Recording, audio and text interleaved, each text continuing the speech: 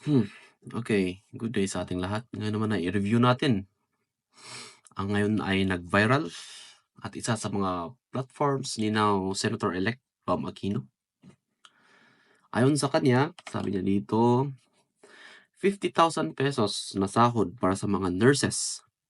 Kung naniniwala tayong magaling ang mga nurses natin, dapat pinapahalagahan at binibigyan natin sila ng tamang suporta. Alright. So, ang take ko dito is, tingin ko medyo calculated ang strategy ni Senator Bam Aquino dito. Kasi actually, medyo achievable na 'to, eh. Kasi sa 2027, ang salary ng isang nurse ay papalo na ng, tignan natin, 44,000 pesos.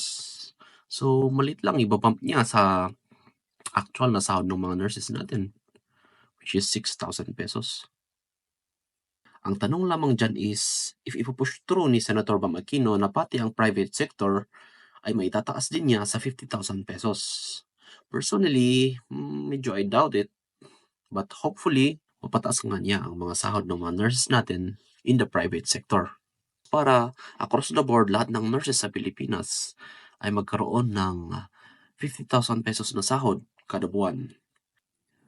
So, is this just a calculated strategy to attract the more than 500,000 voting capacity of nurses? Or is this a start of a new nursing revolution in the Philippines?